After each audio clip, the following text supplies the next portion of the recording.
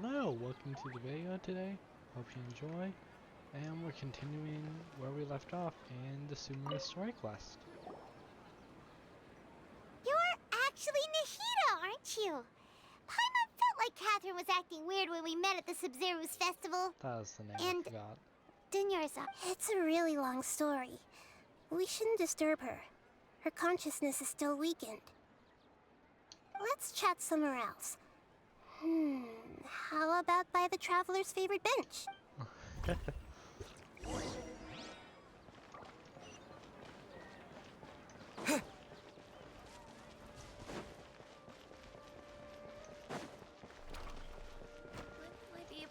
Our bond is strong. We can heal ourselves.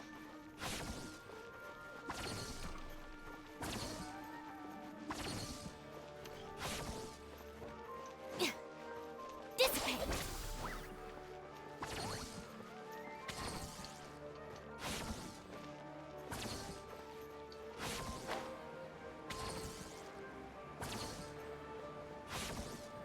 In there.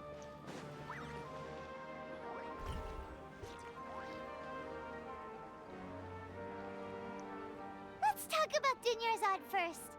It's such a relief that she's all right. After we parted on the last day of the Sub-Zero's festival, I left the city and saw what the traveler had described. Among the countless dreams, I found one that was growing fainter and fainter. This proved my suspicion. Once Dunyarzad could no longer bear the Akasha harvesting her dreams, her consciousness began to dissipate. But this also meant it escaped the Akasha's control. Such a small fragment of consciousness can't last for very long, though. It will return to its original dream, where both will gradually fade until they completely disappear. I used all the power I had to keep her dying dream alive as long as possible, but it still wouldn't have lasted for much longer if it hadn't been for you two breaking the samsara. So it looks like we did manage to save Dunyarzad in the end. And not a... Huh? Why are you two smiling so happily? I thought you'd be so moved that you'd start crying. I need to spend more time observing human emotions. Both are fine. Everyone reacts different. All right. You two must have a lot of other questions for me, right? After all, you saved my faithful believer. As your reward, I will answer any and all questions. At the Avidia forest, there was this incense that made the traveler fall unconscious and dream of a huge tree and a red sky. You also heard someone's voice, right? It said world and forget me. Yeah, so you do know! We've been wanting to ask you what that was about, and if the red sky was related to Conria. It seems like the traveler established a connection to Irminsul. That was a message left by Greater Lord Rukkhadevata's residual consciousness in Irminsul. Perhaps her last memory before she died.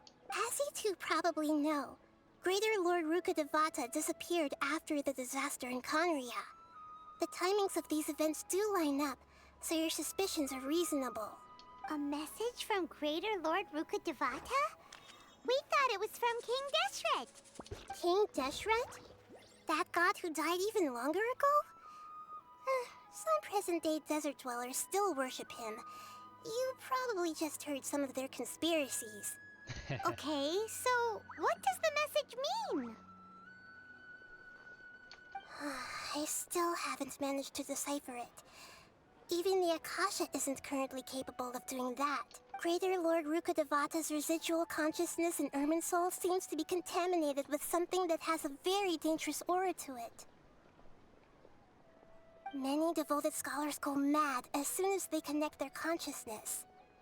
I've warned the academia about this many times, but people still keep falling victim to it. But I believe this is the key to saving Irminsul. That's why I've kept trying to decipher it. So the tree in the vision was Irminsul? Oh, Tighnari also said that Irminsul is sick. Is it because of the contaminated consciousness? But even if you can't figure out what that vision was all about, It seems like our search for you was all in vain. The traveler wasn't affected after coming in contact with that consciousness. I've never seen anyone like that. With you here, we may have a chance at deciphering it. No, we must decipher its secrets. I've already eliminated all other factors that might affect Irminsul. This is the only one left. This puzzle has life and death at stake. It could determine Irminsul's fate, as well as Tevat's. To be accurate, I'm using the Akasha as a medium to occupy Catherine's consciousness. How did you do that? Poor Catherine. Does this mean you can also occupy other people's consciousnesses? Theoretically, I can enter anyone's mind as long as they're wearing their Akasha terminal.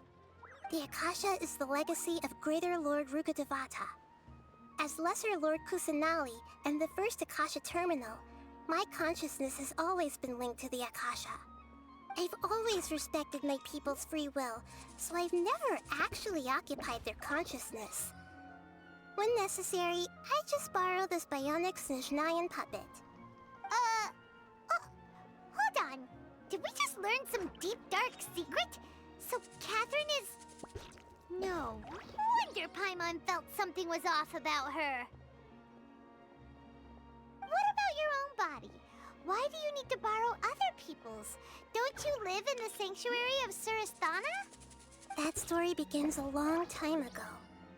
After Greater Lord Rukkhadevata disappeared, the sages found my newly born self and took me back to Sumeru. At that time, I was young and weak. The sages kept me in the sanctuary of Surasthana, ostensibly for the sake of protecting me. But I've hardly heard from them since. However, I do understand that they had hoped to find Greater Lord Rukkhadevata instead of me, a symbol of her passing.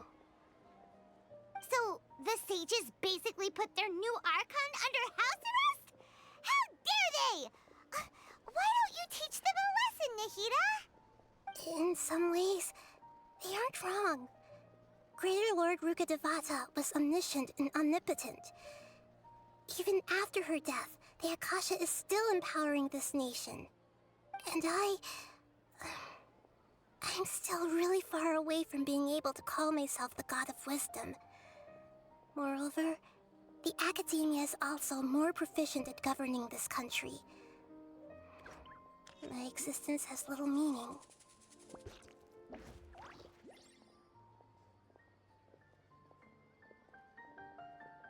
Yeah, you got a lot of believers.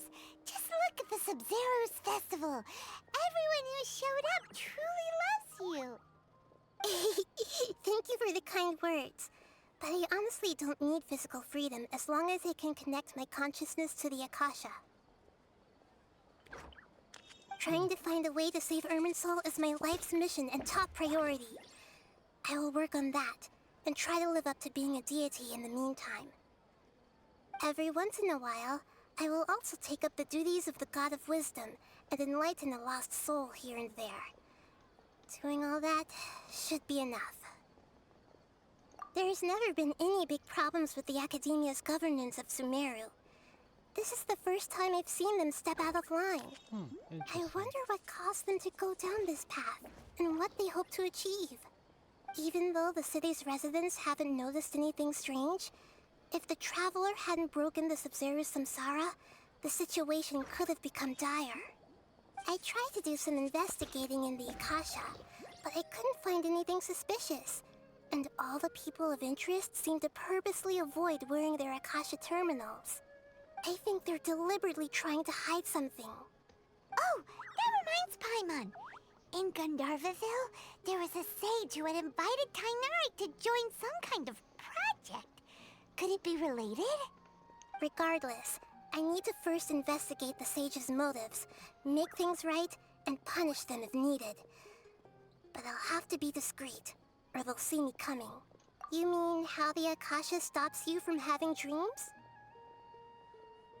Yeah, it's been such a long time. No one's noticed something's up? It's not that no one noticed. It's more like no one cared. Ultimately, it's all rooted in the sage's misdirection. Misdirection? The sages convinced everyone to believe that being unable to dream is a sign of rationality and wisdom. Not dreaming is a badge of honor in Sumeru, even if the truth is that their dreams are being reaped by the Akasha. With their propaganda in place, the sages can maximize their use of the Akasha to facilitate their research. Besides, Greater Lord Rukkhadevata must have created the Akasha in the hopes that it could be used to its full potential. That's why I've never come out strongly against this. Anyway, the perspective advocated by the sages drowned out any voices of doubt. By now, even those who never use Akasha terminals find it too shameful and embarrassing to talk about their dreams. Got it. I hope my answers were satisfactory, seekers of knowledge. To be honest, maintaining Dunyarzad's fading dream took a lot of mental energy. I think I may need to rest for a while. Oh, and you don't need to worry too much about the sage's activities for now. The Akasha won't be able to conduct another project on the scale of the Sumeru Samsara in the immediate future. Go and get some sleep. Leave everything to us. What a relief. This is truly the most exhausting birthday I've ever had. Traveler? Maybe you were sleepwalking. You know you can't wake up a sleepwalker. We happen to... I see. Huh. I should visit my maintenance personnel sometime. Oh, I'm fine. I better go. Thank... We've spent quite some time in Sumeru City, but ever since we last said goodbye... What's this?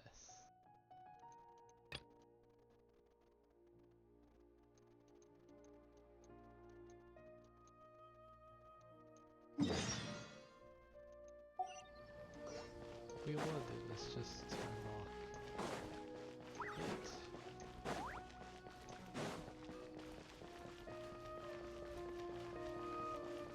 Before we continue onwards. Besides, this will actually help us more in the future, I believe.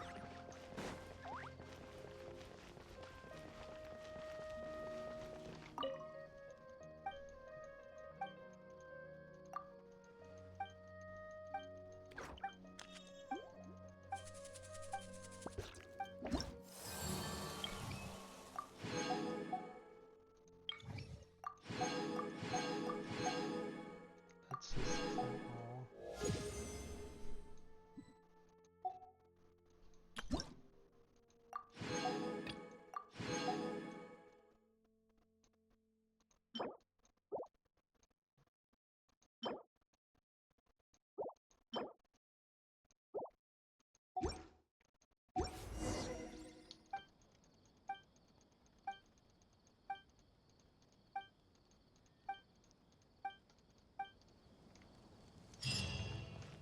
And there we have it.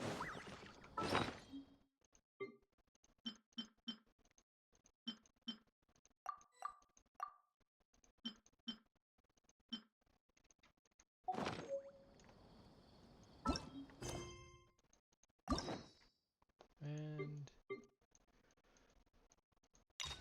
Dignai, Nilu.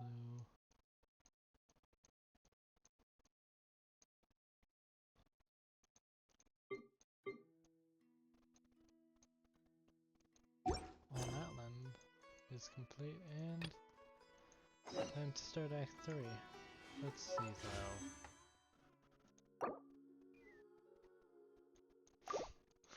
4 freaking hard frames. And then we can do a wish. Or temple wish. And I bet you that we'll probably get chased by guards in Sumeru once again.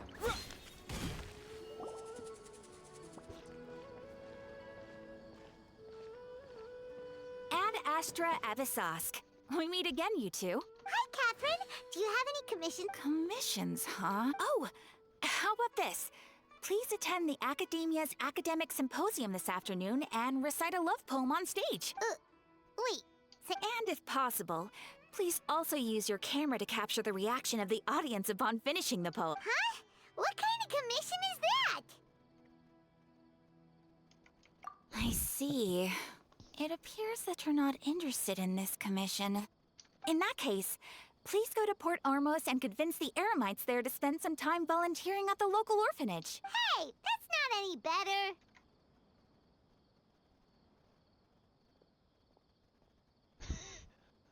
I'm sure the mercenaries will have some interesting reactions as well.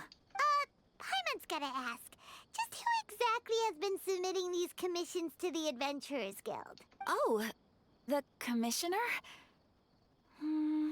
Well, actually, I just wanted to see the two of you in action. Was it so obvious? I was hoping you would actually take one of those commissions. That kind of chance to observe humans doesn't come by often. So it's Nahida. Paimon just knew Catherine wouldn't crack those kinds of jokes. When did you get into her head? From when she said, Ad Astra Abisosk? So it's been you this whole time? Are you done resting up, Nahida? Yes. I've been sleeping ever since we parted ways, and I even had a really, really long dream. It was another dream about the Sumeru's festival, except it was a happy one. In my dream, I was sitting in the middle of a flower terrace, and everyone in Sumeru City was holding hands as they danced in circles around me. They danced round and round, and everyone looked really happy. I also got to sit on a gigantic flower carriage. Ferris, the Knight of Flowers, raised me really, really high above the ground, and I was throwing an endless amount of Yalda candies at the children. You know, Nahida, maybe your dream is how the Sumeru's festival really should be. It's meant to be a joyous time where everyone gets together to celebrate your birthday. Honestly, I should have expected that just from the reaction ones.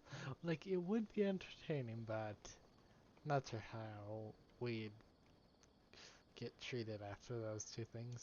Huh? Wasn't I describing a really happy dream? Why are you both— No! We aren't pitying you. That would only make everything worse. We just don't want you to feel too sad. By the way, have you had a chance to visit Dunyarzad? How's she doing? The Homiyanis haven't allowed any visitors after the festival, so we haven't been able to check on her. Yes, I paid her a visit right after I woke up. She was resting at the time. Her condition is stabilized. However, since Elazar is a manifestation of the withering on the human body, we can only cure it by finding a way to take care of Irminsul's own withering. But for the moment, our top focus should still be figuring out what the sages are up to and what they're planning. Right. Who knows what'll happen if they manage to pull off another scheme like the Samsara of the Sumeru's festival? So our first priority should be investigating and putting a stop to the sages' activities. As for how we should pull that off, let's discuss it somewhere else. There are too many adventurers around here. Oh, good point. Sorry, adventurers. We're gonna be borrowing Catherine for a little while. Worst idea could just declare Paimon.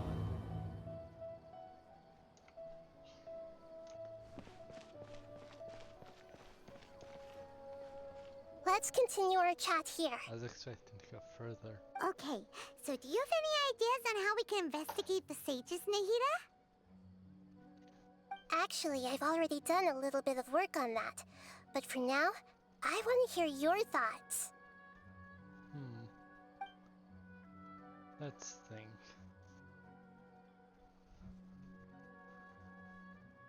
Possess key figure of the academy. Possess a student in inflate sage quarters. Grab someone close to sage in question.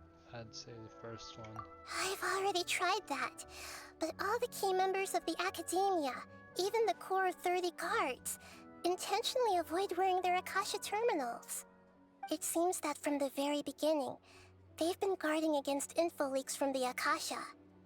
Of course, it could also be because they're wary of me. Have you already caught the sage's attention? I'm guessing not yet, but distrusting me would make perfect sense if they've ever paid attention to the urban legends about me. In any case, I probably can't take over their minds directly. Okay. Possess a student. We're in the dark as of now. Since we still don't know anything about their goals, any rash move could tip them off and lead to terrible consequences. After all, every person in Sumeru City is one of their hostages. Fair. Which just leaves us with the option of infiltrating as a student. No way, that's too risky. You mean it'd be too easy to get caught? No, it's not that. We shouldn't involve innocent students in this. A single mistake could completely ruin their lives. Fair. Doing that would I be didn't ignoring want the to. safety of my people for my own selfish goals. How is that any different from what the sages are doing? That's a good point. Spoken like the god of Sumeru. I didn't want to say it. That was really my only option. Which is why. Are we really out of ideas?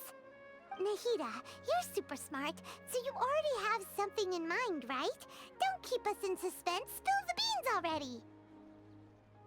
According to a popular theory from the Vahumana Darshan of the Academia, rejecting impractical motions at the beginning of a planning session will give more weight to the actual proposal. Okay, but aren't you the god of wisdom? You don't have to use that kind of gimmick to make us take your ideas seriously. Well, I've been thinking that if I can't directly possess the leaders, and if I can't get ordinary people involved, then I should find someone who's already involved, but hasn't decided to side with the sages. You're saying we should recruit a spy? That does sound like it could work. Oh, before coming back, we met someone named Alhaitham. He seems like he acts alone, and he likes doing stuff behind the Academia's back. They probably aren't in cahoots. Actually, I already have someone in mind. Do you still remember that female scholar named Setaria? Setaria. Paimon remembers now. Isn't she the one who's always trailing behind the Grand Sage of the Academia? We ran into her basically every time the Sumeru Festival repeated itself. You could even say we're old enemies by now. Paimon still remembers the smug and mean way she always spoke to Nilu. I've always liked observing all kinds of people, and Setaria has always stood out from the crowd. She was born in the desert and was hailed as their greatest genius. Her academic gifts allowed her special admission into the academia, and also gave her the opportunity to serve as the sage's assistant. Oh, Paimon didn't know she was from the desert. She must be pretty special then. Paimon feels like most of the desert dwellers around the city are working as mercenaries. The name Setaria means star. When she lived in the desert, she shone like the brightest star in the night sky. Later on, she was chosen by the sun. The star was given a place in the daytime sky to complement the sun's dazzling light.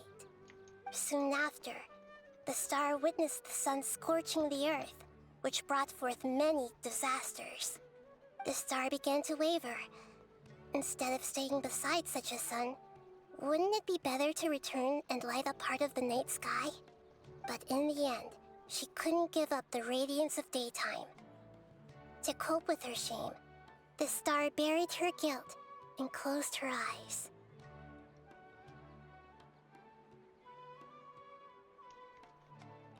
From the sound of it, Setaria's just hung up on the research opportunities here. But she doesn't really support the academia. She still feels guilty about about not doing more for the desert, right? She's just running away from her problems. Indeed. When they are presented with complex moral issues, many people will simply plug their ears and go with the flow until the problem can't be fixed anymore. She's suppressing a lot of guilt, but before she realized it, she had already become the sage's accomplice. She can't deny her part in their schemes anymore.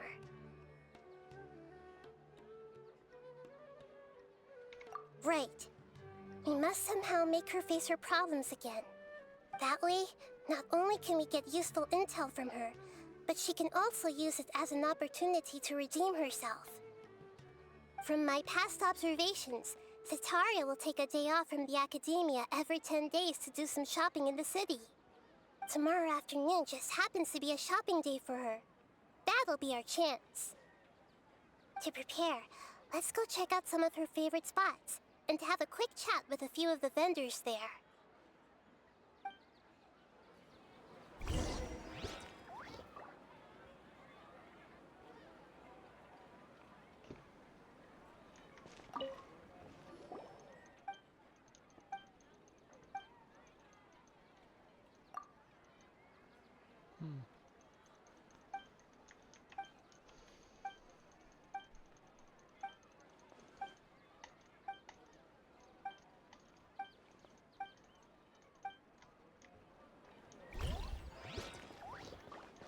So we just have to know ourselves.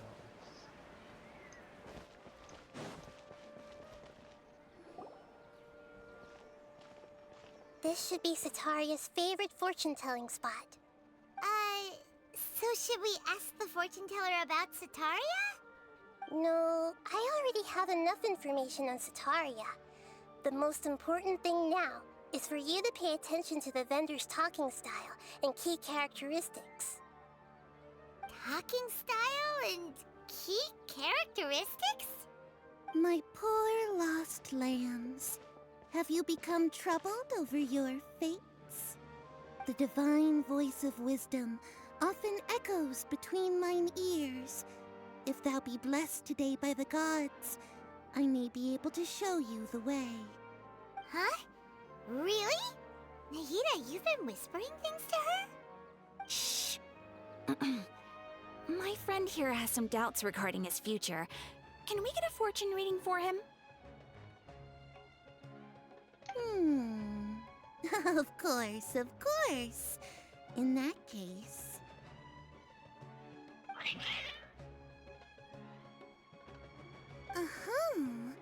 It would seem that Harut and Marut are quite wary of you. Perhaps, at some time in the past, you have somehow offended the gods. Only mocking the god of Animo, questioning the lord of Geo's financial savviness, and brawling with the god of Electro. Do those count? What? Oh, nothing. Go on, pick an aspect for her to divine. I'll do help. Health prospects, no problem at all.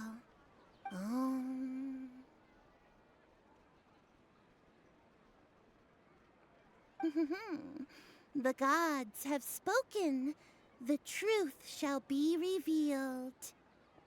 Your life shall continue on for... many tens of thousands of years? Impossible. Harut, Marut, did you two spoil my divination? I've never read a fortune so absurd.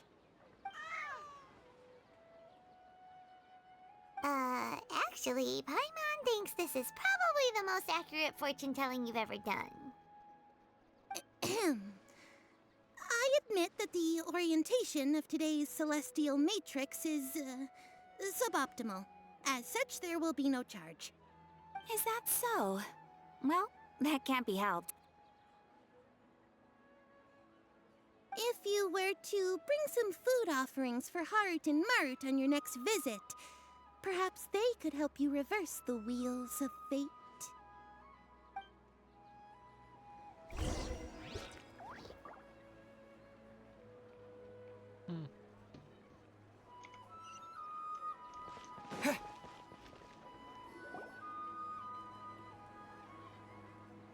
another one of Sataria's favorite stalls? Yep, it belongs to a king. His father helped Sataria a lot when she first moved to Sumeru City, so she still comes by whenever she has time. When I start talking with him, listen carefully to the details of our conversation. Ah, dear customers. Would you like to look at some pottery? We caught wind of your great craftsmanship, so we specifically came to take a look. Oh, I recognize you. Aren't you Miss Catherine from the Adventurers Guild? Sounds like I'm in for some big business. Speaking of, where did you learn this trade? I suppose you could say it all started with my dad. He's a mason by trade, but I picked up an interest in clay while apprenticing for him. After that, I began making pottery by myself in secret, and I simply changed trades when my works turned out well. Although it's a pity that I'm no longer making much use of the knowledge provided to me by the Akasha. That's nice. You're making a living doing something you love. So is your father still working as a mason? Oh no, not anymore. A few years back, he fell from a roof and broke his leg. Since he had already saved enough Mora over all these years, he's just enjoying the retired life in Port Ormos nowadays. I see. We wish him peace and happiness in his retirement. I'll have someone in charge of logistics at the guild come by another day for some goods. We'll leave you to it. Take care now. No problem. Rest easy, all our goods are sure to meet your every need.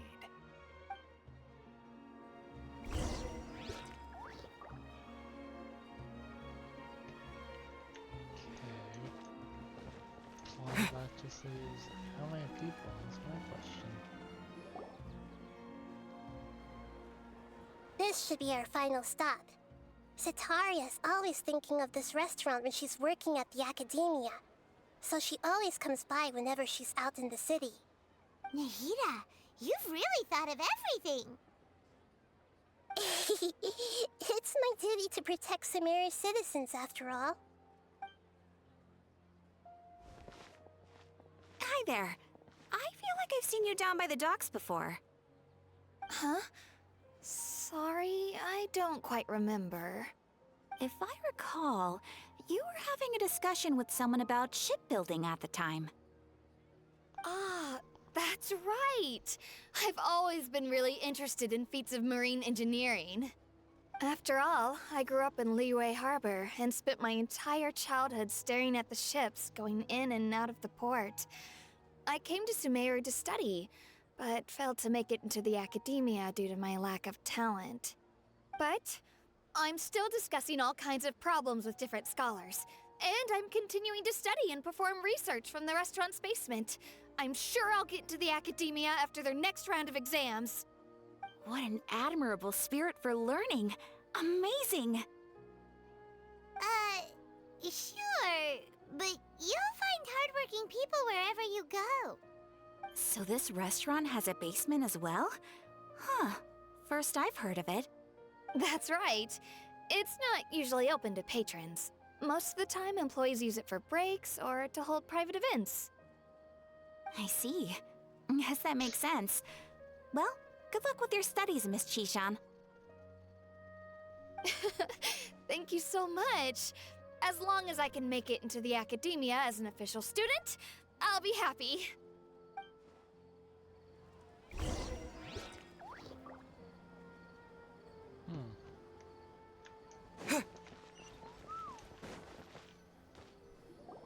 So, was that everybody?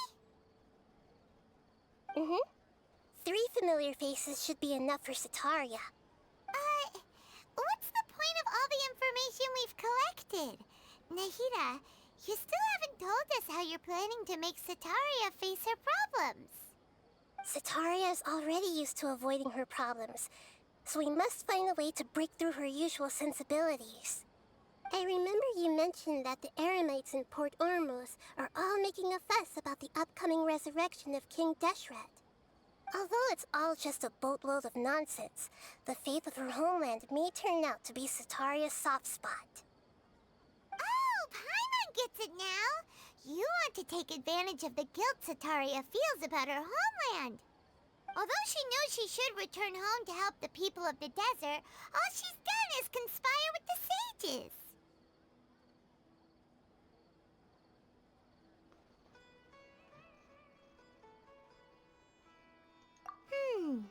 So, how do we set that up?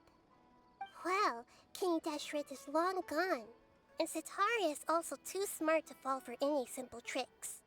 If we simply engaged her under the guise of King Deshret's believers, she would definitely be wary of us, and we may not get anywhere. But if we were to borrow some of her close acquaintances to talk with her, her reaction would probably be very different. So, you mean you're going to possess those people we just talked to? Yep. Possess them through the Akasha. Imply they've already converted to the faith of King Deshret, and then convey our made-up will of King Deshret. As long as everything goes smoothly, we'll get through to Sataria for sure. She'll never guess that we had anything to do with it. Ah, so that's how you're going to use all the info we collected on these people. It's so that you won't slip up and break form. Possessing them will only work if you can manage to pass off as them. Exactly. So, best of luck with impersonating them. Huh? Best of luck? But we don't know how to possess anyone. That's no problem at all. I'll just share all their senses with you once I've possessed them. As long as you're also wearing an Akasha terminal, the effect will basically be as if you've possessed them yourself. Huh. That is pretty convenient. But why does he have to do this? Can't you do it yourself? Although I've been observing humans for a while, I've never been good at imitating them. You're not wrong. It's always been painfully obvious whenever you try to pass as Catherine. If it was at all possible, I would have preferred to leave these people alone. But seeing how things are now, I probably should just accept it and push on. Yeah, don't beat yourself up over it. We're only doing this to help everyone, and we'll only be borrowing them for a little while anyway. Alright, then let's give it a go tomorrow afternoon. Okay. Well, I'll end this video here, just so then we get back to somewhat shortish videos, not really, but thanks for watching, hope you enjoyed, bye.